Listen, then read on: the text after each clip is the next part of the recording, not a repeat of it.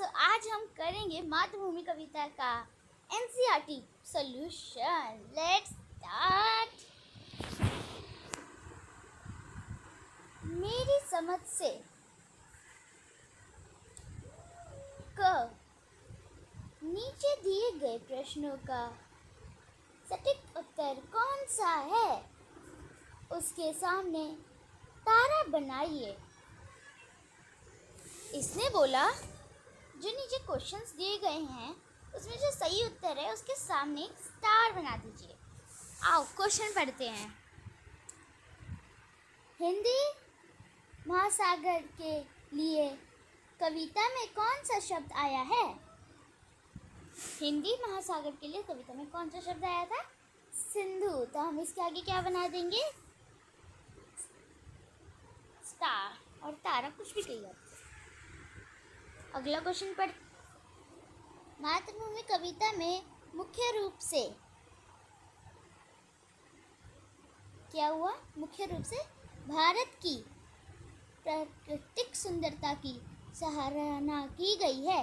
अब ये हमारा सही उत्तर है, तो इसके आगे हम बना देंगे स्टार।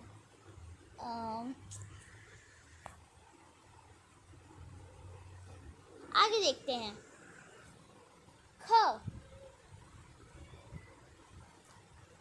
अब अपने मित्रों के साथ चर्चा कीजिए और कारण बताइए कि आपने ये उत्तर ही क्यों चुने। अब हमें अपने फ्रेंड्स के साथ मिलके ये बताना है कि ये हमने यही उत्तर क्यों चुने। आप अपने फ्रेंड्स के साथ बता सकते हैं। अगर आप मेरा सलूशन देखना चाहें तो ये कुछ ऐसा है। पहला जो क्वेश्चन था उसका मैं बताती हूँ। हिंदी महासागर का प्राचीन नाम सिंधु महासागर था, जो प्राचीन भारतीयों द्वारा रखा गया था। भारत के नाम पर इस सागर का नाम हिंद महासागर रखा गया। कविता में सोहनलाल द्विवेदी ने हिंद महासागर से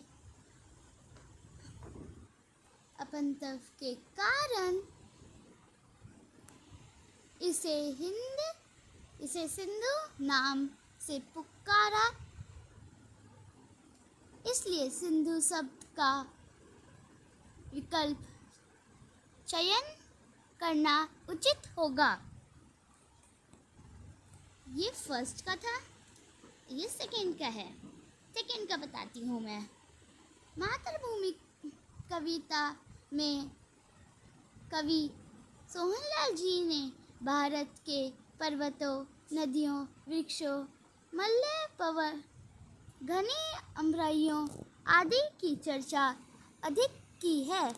इसलिए भारत की प्राकृतिक सुंदरता की सराहना की गई है। विकल्प का चिन्ह उचित है। ये मेरे उत्तर थे। आप अपने दोस्त। अब हम मिलान करते हैं। चलिए शुरू करते हैं। पहला है हमारा हिमालय। हिमालय है भारत की उत्तरी सीमा पर फैली पर्वतमाला। अगला है त्रिवेणी, यानी 3 नदियों की मिली हुई धारा। तीसरा है मलय पवन। मलय पवन यानी दक्षिणी भारत के मलय पवन से चलने वाली सिंधुदित वायु। आगे है सिंधु, यानी समुद्र, एक नदी का नाम।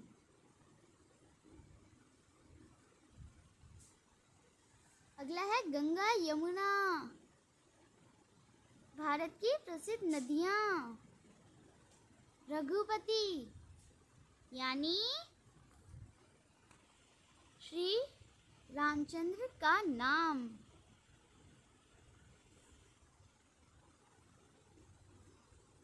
श्री राम जी थे, उनका कोई एक नाम है रघुपति। अगला है श्री कृष्ण।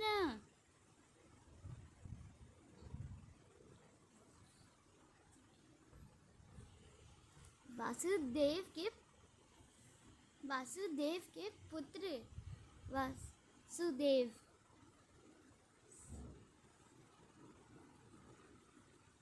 अगला है सीता।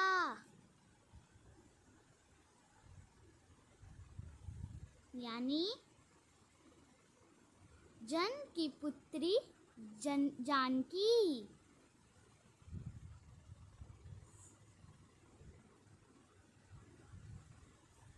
आगे है गीता,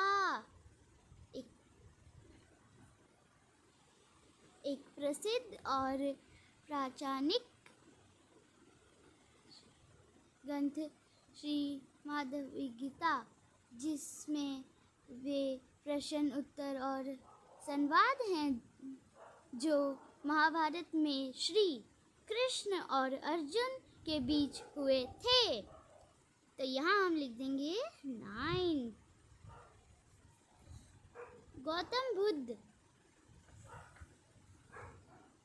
एक प्रसिद्ध महापुरुष, बुद्ध धर्म की प्रवर्तक। आगे देखते हैं, आप सभी यहाँ से भी देख सकते हैं मिलान।